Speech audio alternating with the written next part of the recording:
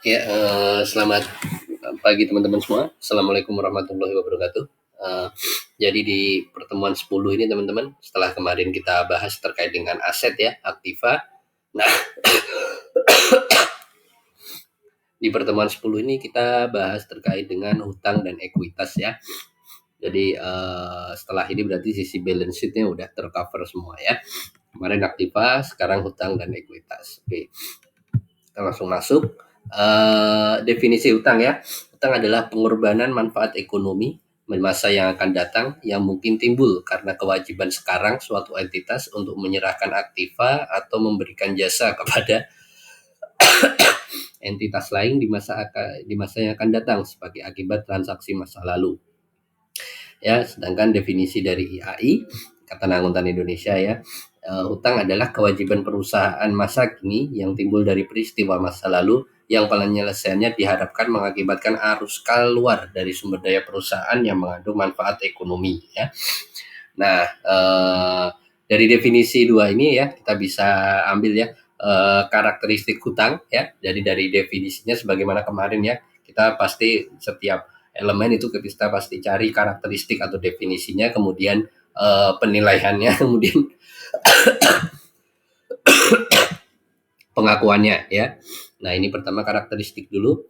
Jadi dari penjelasan dari FASB dan IAI ini didapatkan karakteristik hutang. Hutang adalah adanya kewajiban sekarang dalam bentuk pengorbanan manfaat ekonomi di masa yang akan datang ya dari penyerahan barang atau jasa. Kewajiban sekarang memiliki arti bahwa kewajiban tersebut timbul karena pada saat sekarang suatu entitas memiliki tanggung jawab yang tidak dapat dihindari untuk menyerahkan barang atau jasa. Kewajiban ini mungkin timbul dari pembelian barang atau jasa, kerugian yang dialami dan harus ditanggung perusahaan tersebut ya. Jadi yang pertama adalah adanya kewajiban sekarang ya. Adanya kewajiban sekarang, adanya tanggung jawab sekarang ya untuk menyerahkan aset ya gitu di masa yang akan datang. Itu adalah yang pertama. Yang kedua adalah hasil transaksi masa lalu. Transaksi ini menunjukkan bahwa transaksi telah benar-benar terjadi sehingga dapat digunakan untuk memastikan bahwa hanya kewajiban sekarang yang harus dicatat sebagai hutang dalam neraca. Sama seperti aset kemarin ya, harus berasal dari transaksi di masa lalu atau transaksi yang sudah terjadi agar bisa dicatat dari neraca. Jadi kalau misalnya transaksinya belum terjadi, belum ada hitam di atas putih, hanya bicara nanti saya beri barang dari lu gitu misalnya. Nah, itu belum terjadi hutang gitu ya. Tapi saat jual belinya sudah terjadi, maka itu sudah terjadi hutang di pihak kita ya atas supplier kita gitu ya. Nah, ini transaksinya ini harus benar-benar terjadi ya, sudah terjadi gitu ya. Itu adalah dua karakteristik dari utang ya. Jadi ketika memenuhi dua hal ini maka sudah bisa dimasukkan dalam kategori utang gitu ya. Nah, ini terjadinya hutang atau yang menyebabkan timbulnya hutang. Yang pertama adalah kewajiban legal atau kontrak ya.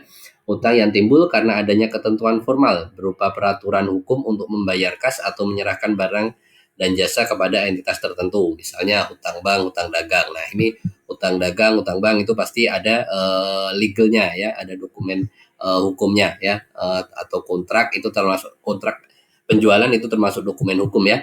Jadi ada dokumen hukumnya. Jadi kewajiban legal, terjadinya hutang karena adanya kewajiban legal atau kontrak. Kemudian yang kedua adalah kewajiban konstruktif. Kewajiban konstruktif timbul karena kewajiban tersebut sengaja diciptakan untuk tujuan atau kondisi tertentu. Meskipun secara formal tidak dilakukan melalui perjanjian tertulis untuk membayar sejumlah uang tertentu di masa yang akan datang. Misal hutang bonus ya. Ini maksudnya kewajiban konstruktif itu diciptakan oleh manajemen ya untuk membayar uang sejumlah tertentu di masa yang akan datang ya, di mana tidak ada yang dirugikan atas pencatatan hutang ini ya. Karena kalau karyawan dapat bonus kan pasti suka karyawannya ya. Jadi hutang bonus contohnya itu adalah kewajiban konstruktif ya. Jadi tidak ada legalnya, tidak ada bikin aktanya tidak ada ya, tapi ini dilakukan oleh manajemen ya. Kebanyakan untuk constructive liabilities ini akan masuk ke dalam akun-akun accrue ya teman-teman ya. ya, jadi yang diciptakan oleh manajemen. Kemudian kewajiban equitable adalah hutang yang timbul karena adanya kebijakan yang diambil perusahaan karena alasan moral atau etika dan perlakuannya diterima oleh praktek secara umum ya. Jadi contohnya adalah garansi ya. Jadi garansi itu sudah umum diberlakukan ya. Semua produsen ya, pemanufaktur itu pasti memberikan garansi. Nah, saat barang tertentu terjual maka di laporan keuangan kita akui hutang garansi ya. Meskipun tidak ada hitam di atas putihnya gitu ya, tapi sudah secara umum dilakukan ya, praktek secara umum, maka itu adalah kewajiban juga. Nah, itu adalah source hutang ya, atau terjadinya hutang. Kemudian kita masuk ke dalam pengukuran ya. Pengukuran hutang ya, jumlah rupiah sumber ekonomi yang harus dikabarkan atau diinformasikan apabila pada saat penilaian hutang dilunasi ya. Dengan demikian dasar penilaian yang digunakan adalah nilai sekarang pengeluaran kas atau pengeluaran sumber ekonomi di masa yang akan datang untuk melunasi hutang tersebut sampai tanggal jatuh tempo ya. Ini adalah present value biasa aja teman-teman ya. Jadi present value dari ini ya, dari arus kas ya akan datang keluar 1 juta, maka present value dari 1 juta itu berapa gitu ya. Itu adalah pengukuran hutang. Tapi kalau itu untuk penerapan nilai wajar ya, tapi kalau masih menggunakan historical cost ya, misal kita beri barang 1.000, kita janji akan kita bayar tahun depan ya, kita akui 1.000 gitu ya. Ini hanya untuk kalau misalnya perusahaan menerapkan penilaian nilai wajar ya. Nah, ini penyelesaian hutang. Hutang dianggap selesai atau dilunasi apabila suatu perusahaan telah melakukan kewajiban untuk menyerahkan aktiva atau jasa kepada pihak lain.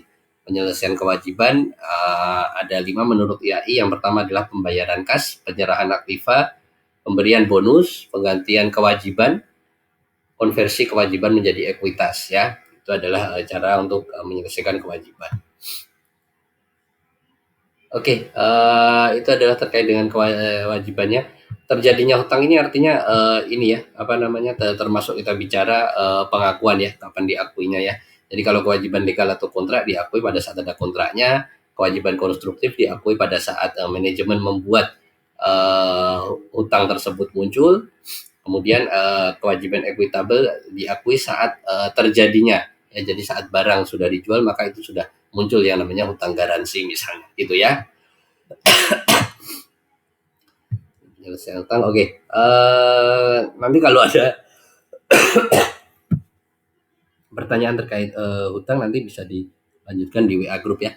Sekarang kita masuk ke dalam ekuitas ya. FASB mendefinisikan ekuitas sebagai berikut, yaitu ekuitas adalah hak sisa terhadap aktiva suatu entitas setelah dikurangi hutang. Dari definisi di atas dapat dikatakan bahwa karakteristik ekuitas adalah yang pertama, ekuitas sama dengan aktiva neto, yaitu selisih antara aktiva dengan hutang ya. Ekuitas adalah aktiva neto, selisih antara aktiva dengan hutang. Ekuitas dapat bertambah atau berkurang karena kenaikan atau penurunan aktiva neto, baik yang berasal dari sumber bukan pemilik ya, pendapatan dan biaya. Baik, ini artinya sumber bukan pemilik itu artinya adalah operasional ya, pendapatan dan biaya.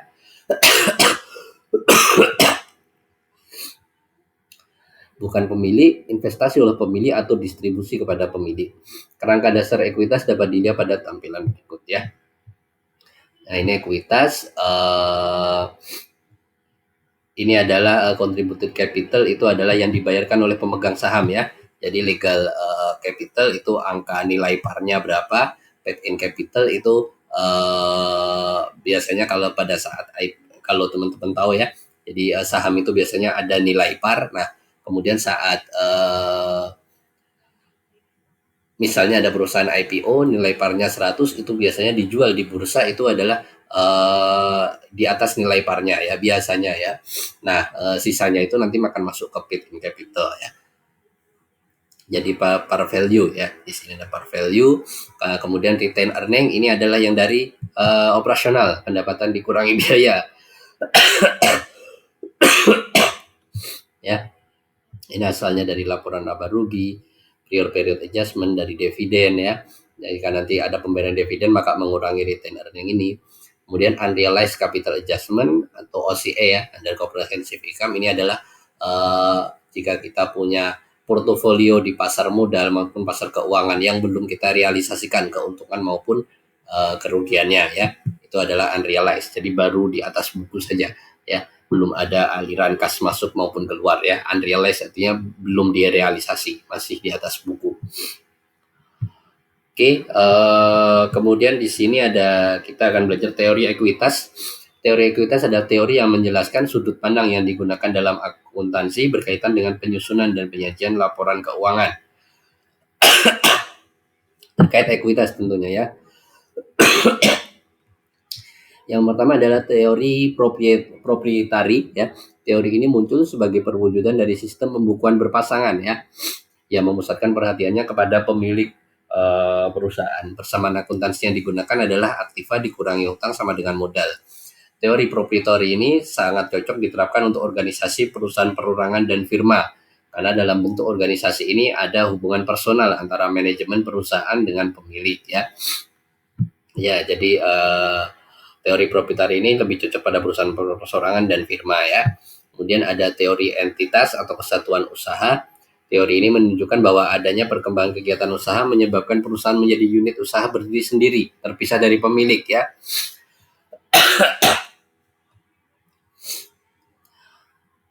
Maka di sini adalah aktiva adalah hutang atau aktiva adalah modal dan modal pemilik ya.